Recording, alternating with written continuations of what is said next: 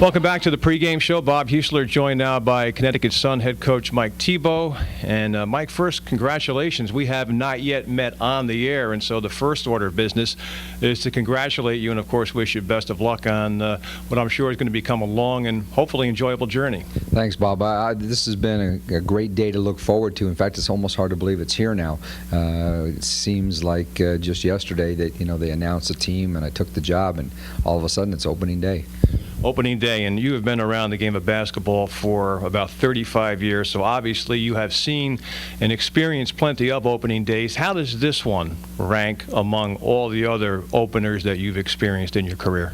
Well, I think being with a new franchise, it's in a group of about 3 or 4. I've started 3 new franchises in different leagues, so they've all kind of felt like this excitement, anticipation, a little bit of nervousness, wondering what your team's going to look like.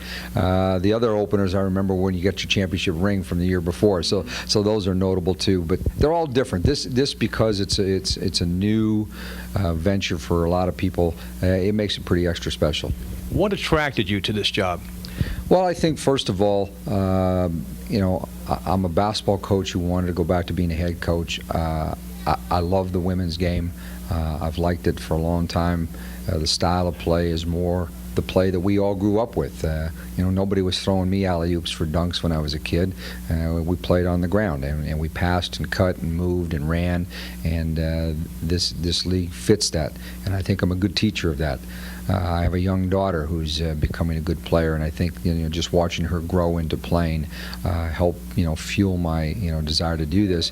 And then third, the whole state of Connecticut and its passion for women's basketball makes this a very exciting place to coach, because people here care about the sport, they care about your team, and they want to see you succeed. So I think all of those things combined make it a very unique and a good opportunity. Now, the one thing that, of course, happened before you even rolled out the balls for the first practice was a delay to the start of training camp. How far did that put you behind? And the follow-up question to that would be, did you manage to catch up? Well, I would have said it would put us behind a lot more if the playing field wasn't even, but everybody was put behind. The only difference is we're playing teams in these first few games starting today that are experienced and have the nucleus of their team. So that's different. I mean, this team has a few new players, a new coaching staff. Those things probably take a little longer. I was apprehensive about some things, but I think for the most part, we're where we wanted to be by this time, and in a few areas, maybe even a little bit ahead.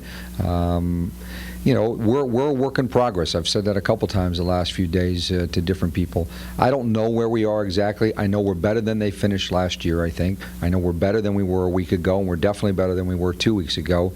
And hopefully a month from now we'll be a lot better than we are now. But we will play hard, we will share the ball, and we'll try to defend. And I think that's all our fans can ask for at the start, that we give a great effort every night. Of course, this team is formerly the Orlando Miracle. I've seen the word written over and over again, underachieving, when they talk about the Orlando Miracle. Is that a fair assessment? And if it is a fair assessment, how do you gauge as far as their ability perhaps to get through that and maybe start to get to that point where they can achieve? Well, I think you do a few things. I think it's a fair statement. I think that they have athletic talent. They have speed, they have quickness, and they have shooting ability. We're not a great rebounding team, and they weren't a great rebounding team. We'll get better as we go.